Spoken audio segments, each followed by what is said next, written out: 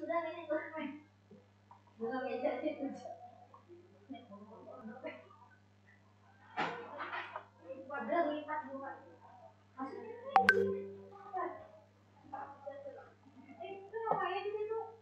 semuanya bisa dengar suara saya?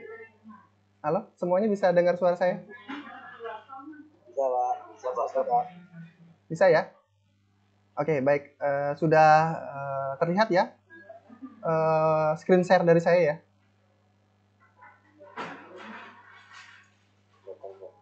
Oke, sudah kelihatan ya? Oke.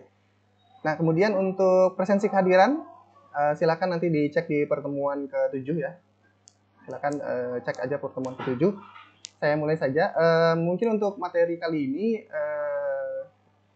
seperti biasa ya, jadi ada kaitannya dengan materi kita sebelumnya dan ceramah ya. Jadi mudah-mudahan tidak bosan dengan apa yang saya sampaikan, dan untuk materi ini juga nanti akan saya jadikan video juga, nanti mohon juga bisa disimak kembali di lain waktu untuk bisa memahami materi yang saya sampaikan. Nah, kaitannya dengan pertemuan hari ini untuk pembahasan perancangan basis data, kita menyambung pembahasan kita di pertemuan kelima, kalau nggak salah. Pertemuan kelima, pembahasan untuk perancangan basis data yang sama. Nah, di pertemuan kelima juga saya sampaikan tentang fase-fase yang dilakukan pada proses perancangan basis data. Nah, beserta contohnya kalau nggak salah. Nanti bisa di cross check lagi di materinya atau di video yang sudah saya share ya. Nah, untuk kali ini juga saya coba memperdalam kembali beberapa fase yang terjadi pada tahapan perancangan basis data. Kita mulai dulu materi kita. Untuk materi hari ini sebagai landasan awal bahwa fase dalam perancangan basis data seperti yang sudah saya informasikan, itu ada 6 fase. Jadi nanti bisa di cross check lagi pada materi kelima ya. Untuk pertemuan kelima di cross check kembali, secara umum fase yang terjadi pada perancangan basis data itu ada 6 fase. Nah, tapi ada 3 fase utama yang harus bisa dipahami baik-baik. Yang pertama itu kaitannya dengan konseptual. Jadi ada perancangan basis data secara konseptual. Nah, konsep ini nanti yang melandasi pembuatan dari entitas-entitas yang kita libatkan dalam pembuatan basis data nanti secara fisik. Kemudian yang kedua nanti logis ya, secara logis. Nah, ini nanti proses yang terkait dengan penggambaran IR-nya. Nah, ini yang saya gambarkan, saya informasikan secara umum dulu ya. Nah, nanti dalam slide selanjutnya baru kita rincikan. Kemudian yang terakhir yang pastinya nanti perancangan secara fisik. Nah, ini nanti 3 tahapan utama ini nanti berada pada 6 fase yang sudah ada nanti ya pada pembahasan slide selanjutnya. Yang paling pasti yang terakhir nanti penerapan dalam DBMS-nya. Sesuai dengan kebutuhan kita ya DBMS-nya. Nah, sedikit mengulang pembahasan kita terkait dengan DBMS, juga kita praktekkan dalam praktikum basis data. Nah, ini nanti pada dasarnya DBMS yang kita telah instalkan untuk praktikum kita kan kita gunakan DBMS MySQL ya. Jadi database yang kita gunakan adalah SQL, kemudian DBMS yang kita pakai adalah MySQL. Kemudian dijalankan di dalam sebuah localhost dengan produk Apache, baru kita bisa kontrol atau kita bisa manipulate database kita. Nah, nanti memang pada prinsipnya sebenarnya aplikasi DBMS-nya ini prosesnya terkait dengan perintah yang kita sampaikan dalam praktikum, yaitu perintah DDL dan DML. DDL-nya ini sendiri yaitu Data Definition Language yang merupakan perintah utama dasar yang dimiliki oleh SQL. Jadi perintah dasar SQL ini bisa diterjemahkan oleh DBMS-nya. Sehingga DBMS mampu untuk menggunakan atau melaksanakan fungsi-fungsi dari perintah DDL atau Data Definition Language. Nah, kemudian nanti memang DBMS ini menguji semua unsur di dalam data. Jadi data yang nantinya akan kita masukkan ke dalam database itu, peran dari DBMS itu akan melakukan fungsi pengujian terlebih dahulu. Kemudian nanti bisa didefinisikan sebagian, sehingga nanti DBMS yang telah di-create di awal itu nanti atas izin dari DBMS itu sendiri akan ditentukan di mana lokasinya disimpan di dalam media penyimpanan. Jadi peran dari DBMS-nya ini akan menerjemahkan sintak atau perintah dari SQL. Kemudian nanti semua unsur data tersebut, kalau misalnya nanti diperbolehkan, kan kemarin kita menggunakan query opsional ya, kemarin ada query optimasi yang kita libatkan di sana. Kemudian nanti atas izin dari DBMS ini nanti baru ditentukan di mana lokasinya dalam penyimpanan. Nah, perlu diketahui dulu bahwa pada saat kita melakukan proses penyimpanan, memang setiap penyimpanan apapun ya, entah itu penyimpanan file, entah itu penyimpanan eksekutor, entah itu penyimpanan batch seperti itu memang harus atas izin dari alokasi penyimpanan melalui personal komputernya ya. Jadi ada proses di mana kita nanti akan diarahkan ke dalam penyimpanan tertentu. Seperti itu. Jadi ada lokasi penyimpanan yang sudah ditentukan. Karena memang prinsipnya untuk penyimpanan dalam hard disk itu kan kita harus tentukan dulu mau disimpan di posisi mana gitu. Nah, itu nanti DBMS akan mengambil peran dari sistem operasi. Jadi sistem operasi kan yang menentukan di mana akan disimpan kan. Nah, itu nanti diambil alih oleh si DBMS ini. Nah, DBMS kemudian, ya, seperti yang saya sampaikan tadi, DBMS ini nanti akan menggantikan peran dari sistem operasi sementara ya, untuk dapat melakukan pemerintahan pengaksesan dari database itu sendiri. Jadi, semua dari CRID yang kita buat dalam SQL, atas izin dari DBMS ini, nanti akan dilakukan proses penyimpanan, kemudian nanti akan diminta untuk diarahkan ke dalam proses penyimpanan mana di dalam media penyimpanannya. Nah, sistem operasi juga nanti akan berkaitan dengan DBMS-nya sendiri. Pada fase penyimpanan nanti DBMS ini akan meminta dulu temporary sementara ya. Jadi ada temporary sementara dulu yang diminta untuk bisa nanti diteruskan ke dalam sistem operasinya. Jadi konteksnya sederhananya seperti ini ya. Jadi si DBMS ini sebelum dia nanti akan melakukan kontrol penyimpanan dalam database-nya, DBMS nanti akan disediakan dulu ruang penyimpanan sementara, sehingga nanti ruang penyimpanan sementara ini nanti akan dialokasikan oleh sistem operasi untuk disimpan di media penyimpanan seperti itu. Jadi seperti ada sebuah lokal sementara untuk kita melakukan proses penyimpanan dulu di situ, baru nanti dia akan disimpan di alokasi penyimpanan di hard disk-nya seperti itu. Nah, database manajemen sistem ini sendiri nanti akan memindahkan unsur data ini kaitannya dengan DDL tadi ya, yang sudah kita create tadi atau kita manipulate di situ nanti ke dalam buffer. Jadi buffer di sini diartikan jadi sebuah tempat temporary sementara ya. Jadi tempat temporary sementara untuk dilakukan proses penyimpanan di situ. Oke. Nah, kemudian nanti program tersebut si DBMS-nya ini nanti akan melakukan nanti di sistem operasinya nanti akan men-take over apa yang tadi sudah disimpan di dalam buffer ke dalam proses penyimpanannya gitu. Jadi memang di sistem operasi khususnya Windows nanti dia akan ada layanan terlebih dahulu untuk proses penyimpanan sebelum nanti akan disimpan ke media penyimpanan internalnya seperti itu. Nah, kemudian sedikit kita akan membahas tentang DBMS. Biasanya nanti DBMS ini kaitannya dengan proses yang diminta dalam data dictionary-nya. Jadi nanti di dalam data dictionary itu ada berisi kumpulan informasi, semua kumpulan informasi yang nanti semua informasi ini nanti akan disimpan dalam sumber daya, kemudian nanti digunakan oleh si pemakai. Nah, kenapa nanti DBMS ini berkaitan erat dengan sumber daya yang ada di data dictionary-nya?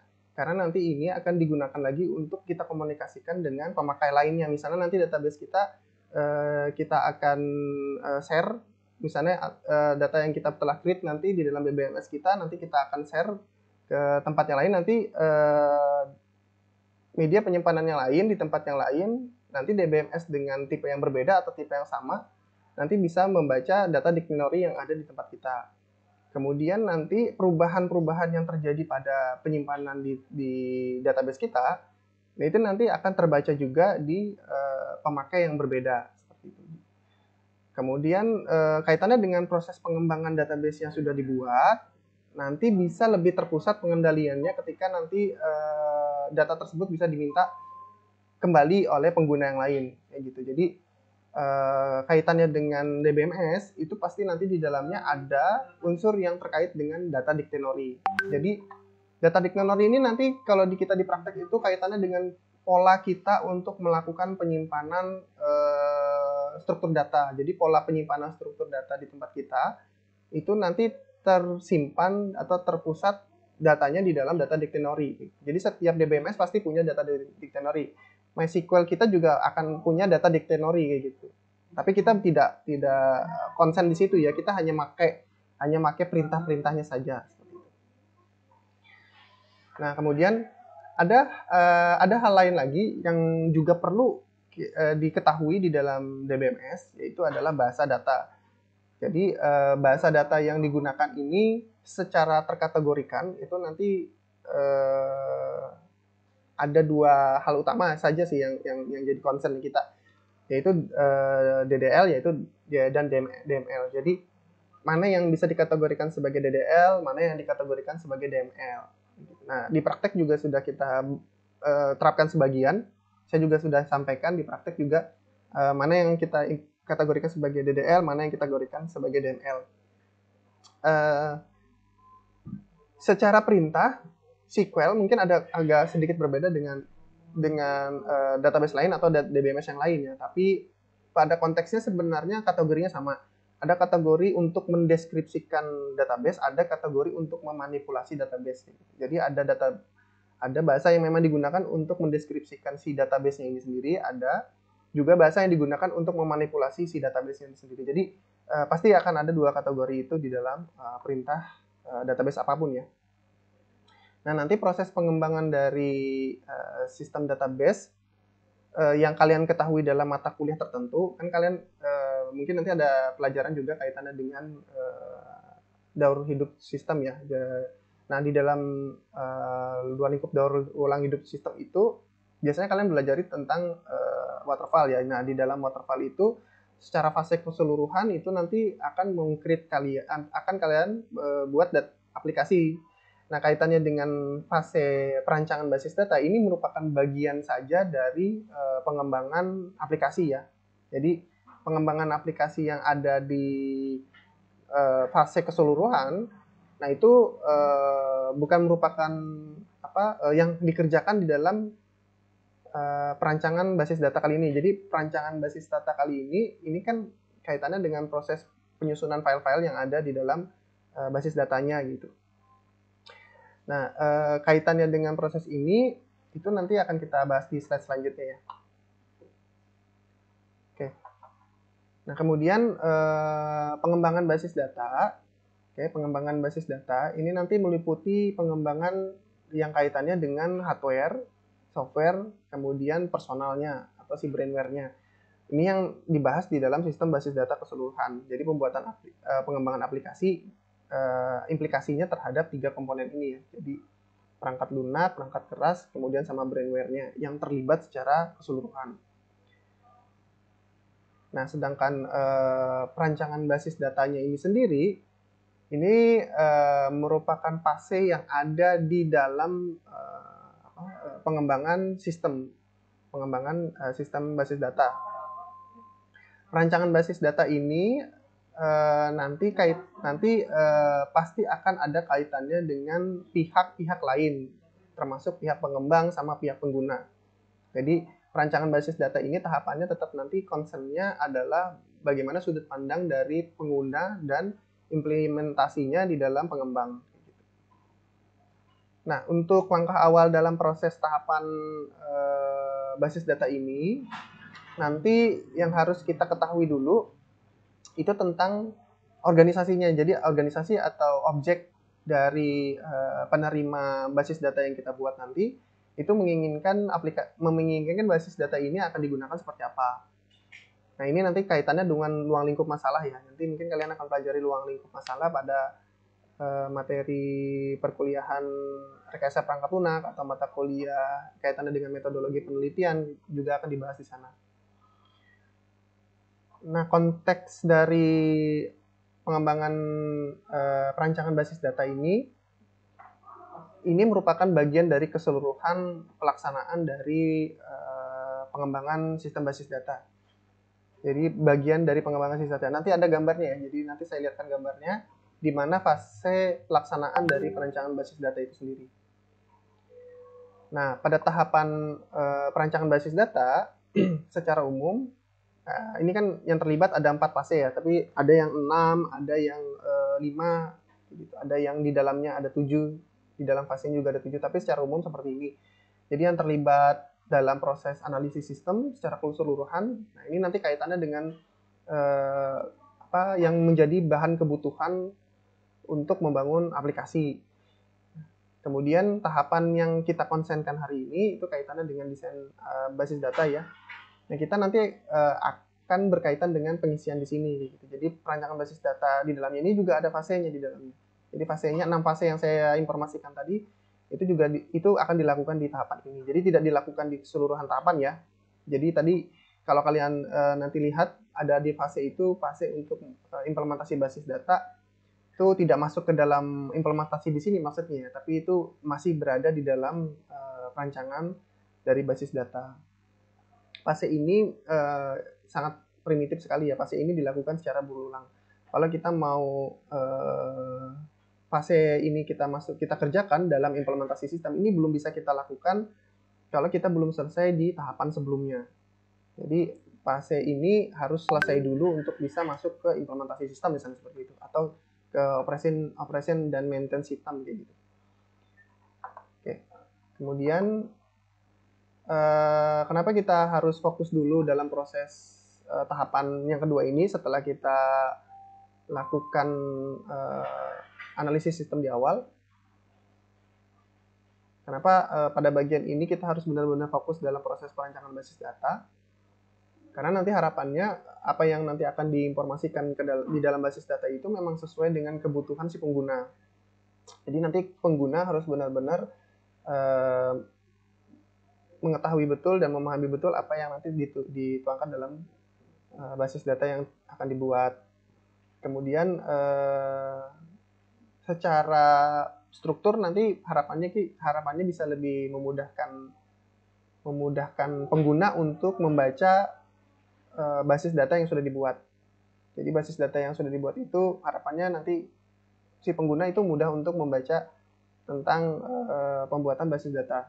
Nah, kaitannya di sini untuk hal-hal yang mendukung perancangan basis data, ini ada beberapa hal yang harus kita ketahui bersama nanti ya. Kaitannya dengan response time, kemudian processing time, sama storage space. Nah, nanti ini saya coba jabarkan di slide selanjutnya ya.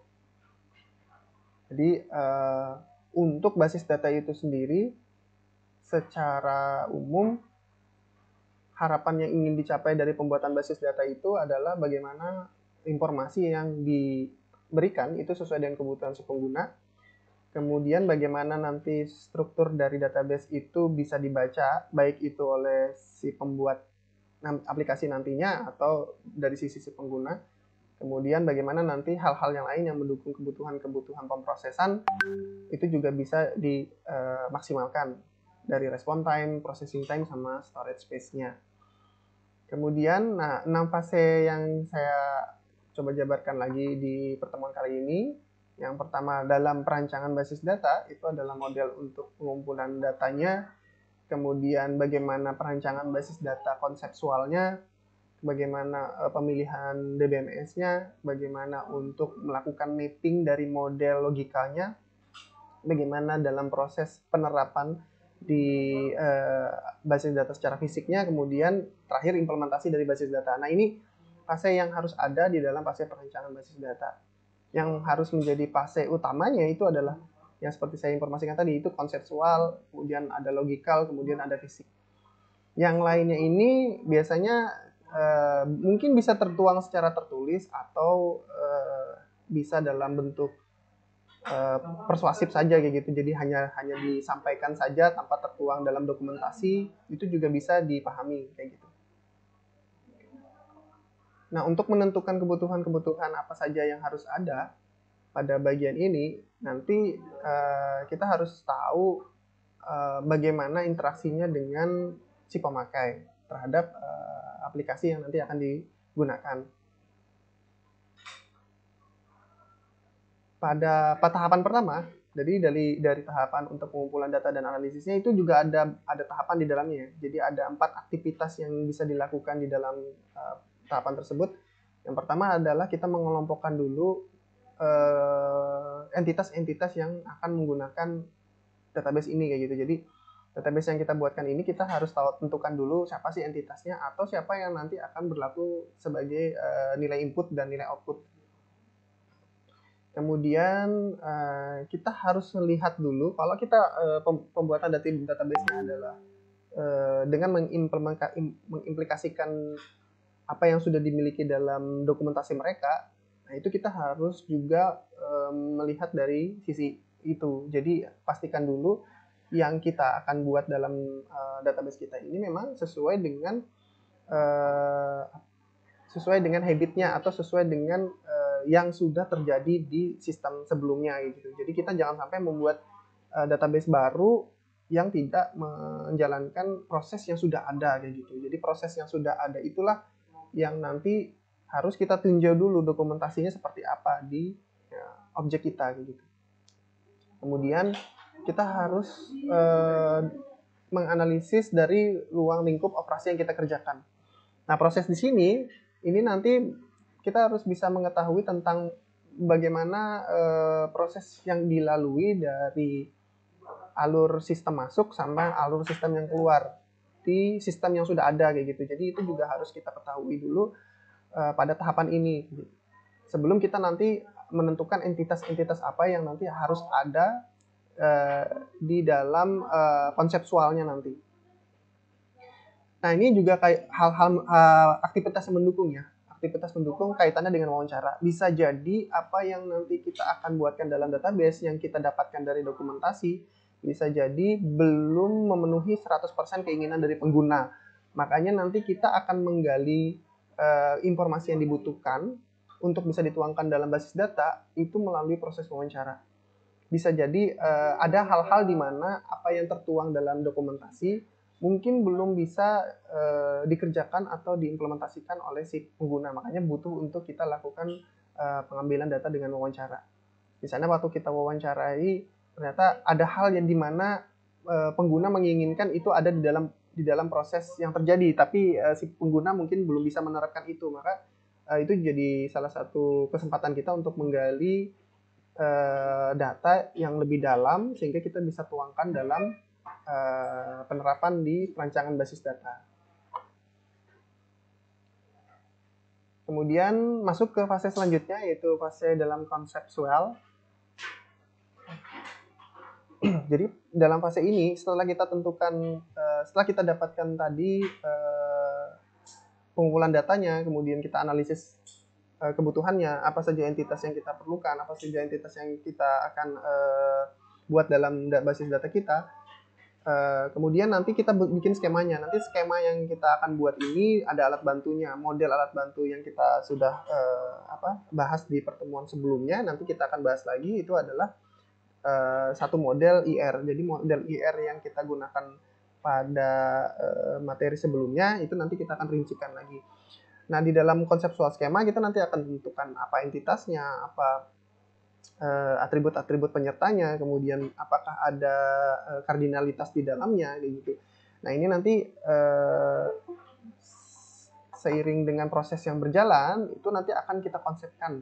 Jadi kita konsepkan dalam model ya. Nah, itu yang disebut dengan konsep model kayak gitu. Jadi memang benar-benar kita akan tuangkan dalam simbol-simbol yang hanya memang pada tahapan ini belum dimengerti secara penuh oleh si pengguna. Jadi ini memang ranahnya si perancang kayak gitu. Jadi memang perancang saja yang mengerti tentang bagaimana proses yang terjadi dalam basis data. Kemudian dalam konseptual skema ini juga kita nanti akan merincikan aplikasi-aplikasi basis data dan bagaimana proses transaksi yang mungkin terjadi dalam basis data kita. Jadi kita nanti akan mematangkan benar-benar di konseptual ini. Kemudian selanjutnya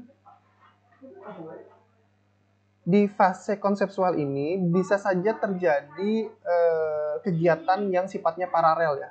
Jadi gini maksudnya, kalau kita ada dalam fase ini, bisa jadi nanti fase ini ada beberapa aktivitas yang dilakukan secara bersama-sama. Ya, jadi ada aktivitas yang bisa kita lakukan secara bersama-sama. Yang pertama adalah kita akan menguji kebutuhan-kebutuhan data. Jadi nanti kebutuhan-kebutuhan data yang ada, yang sudah kita tentukan pada fase pertama tadi, waktu kita kumpulkan datanya, waktu kita analisis, itu nanti kita akan sesuaikan kembali di sini. Kemudian kita akan uji apakah ini memang diinginkan oleh si user atau tidak. Nah, kita tuangkan ini memang dalam bentuk diagram ya, dalam bentuk IR. Prosesnya akan kita lakukan di sini kayak gitu. Nah, di saat yang bersamaan juga ini nanti kaitannya dengan kebutuhan-kebutuhan si pengguna, kemudian kita tuangkan dalam bentuk skema. Nah, waktu kita membuat model dari IR ini, bisa jadi kita nanti akan membuat perancangan database dalam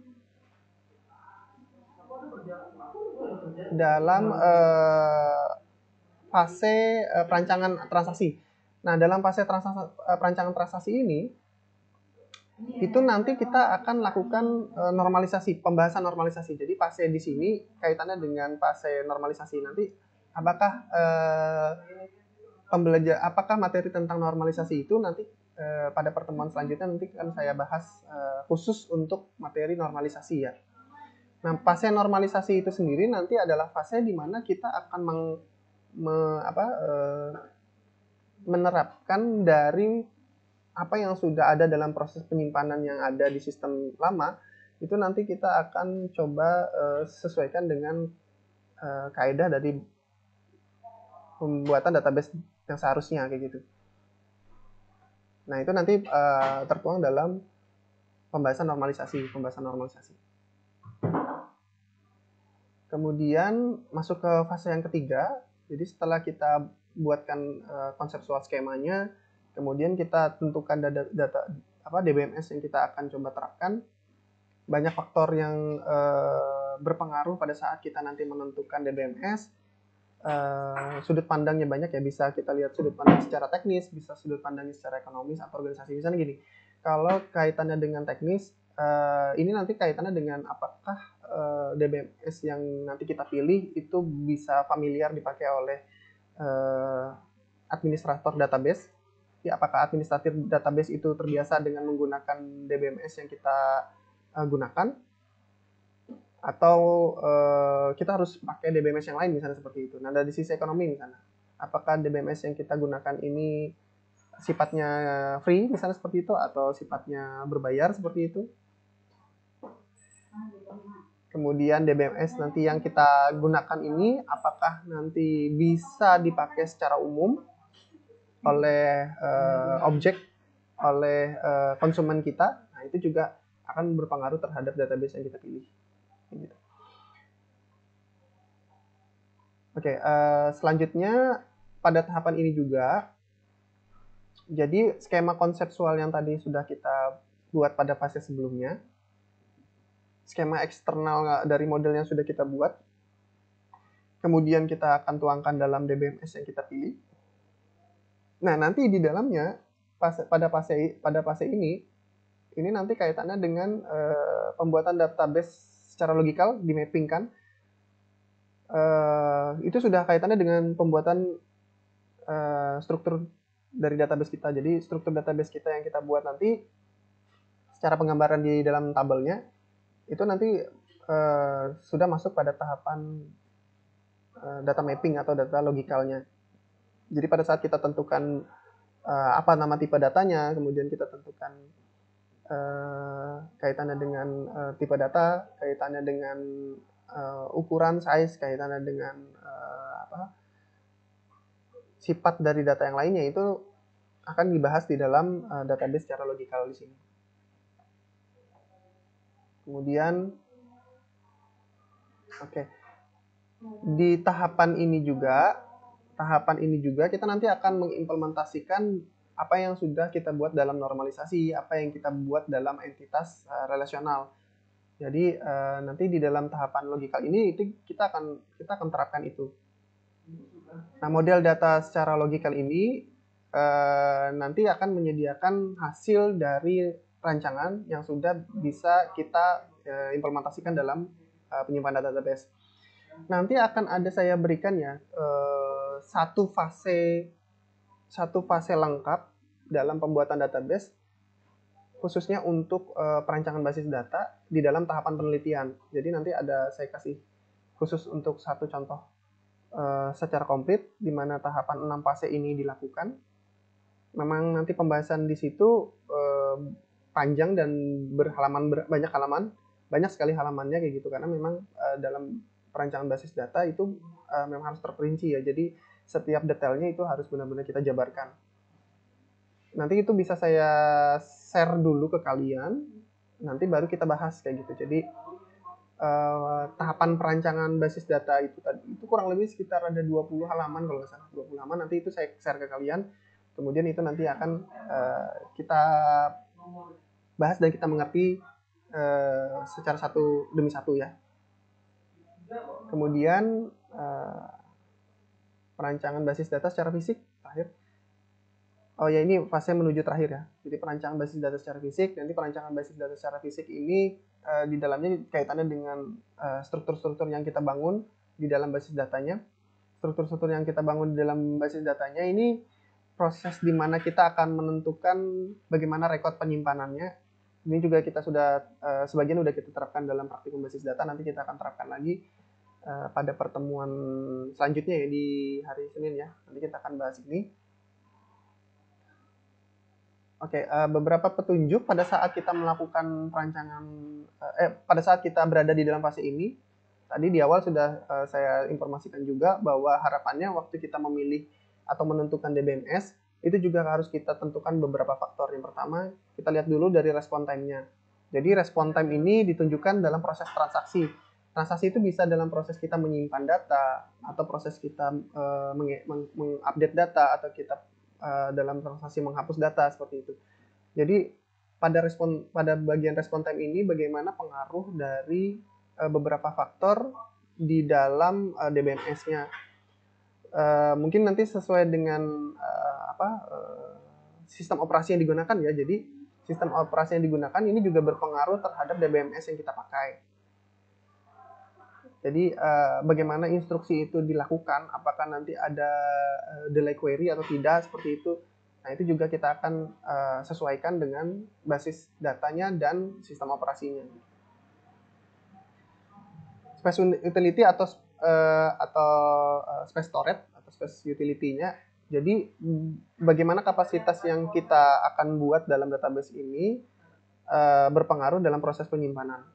Memang untuk ukuran pembuatan perancangan database sederhana, untuk satu pembuatan database saja, itu tidak berpengaruh besar terhadap storage yang ada, terhadap penyimpanan yang ada. Tapi kalau ini kaitannya dengan record yang banyak, mungkin bisa kita menyimpan 10.000 record seperti itu, 10.000 tuple seperti itu. Nah, ini juga pasti akan berpengaruh pada jumlah penyimpanan, berpengaruh kepada kecepatan akses. Nah, itu juga harus dipertimbangkan. Kalau kasusnya di kalian, mungkin kalian belum sampai pada tahapan melakukan proses penyimpanan banyak data gitu. Jadi mungkin kalian tidak merasakan efek dari kejadian yang ada di permasalahan di sebuah storage penyimpanan. Kemudian nanti kaitannya dengan transaction output-nya. Nah, biasanya proses untuk dilakukan transaksi dalam penyimpanan itu biasanya dilakukan beberapa menit dari sistem data yang ada. Misalnya aja ya, misalnya nanti kita gunakan proses untuk penyimpanan data untuk menyimpan data di bank, misalnya penyimpanan data karyawan atau apapun ya. Nah, nanti hasil dari penerapan di dalam fase ini itu nanti akan menentukan di mana letak kita dalam proses penyimpanan di jalur aksesnya ya. Boleh nanti kita bisa cross check kembali nanti bagaimana file-file yang kita simpan dalam MySQL nanti akan kita terjemahkan sesuai dengan fase yang ada di fase sebelumnya ya, atau fase pemilihan database ya. Terus pada tahapan implementasi basis data, nah ini mempertegas penggunaan dari database yang kita pilih. Jadi pada tahapan ini itu sudah lebih kompleks, lebih lengkap dalam proses prakteknya. Nah, kaitannya dengan pelaksanaan perintah DDL, DML, kemudian apapun nanti pengolahan yang kita akan olah nanti kaitannya dengan implementasi basis data. Nah, basis data yang nanti akan kalian implementasikan, jika memang harus ada perubahan dalam datanya, nanti perubahan-perubahan itu akan rutin untuk dilakukan pada sistem operasi. Jadi nanti sistem operasi kita juga membantu kita untuk melakukan formatting dalam basis data kita, sinkronisasi dalam basis data kita.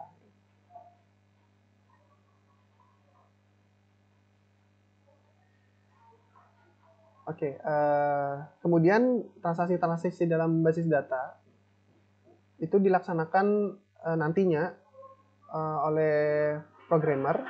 Kemudian nanti secara spesifikasi ini nanti harus diuji dulu.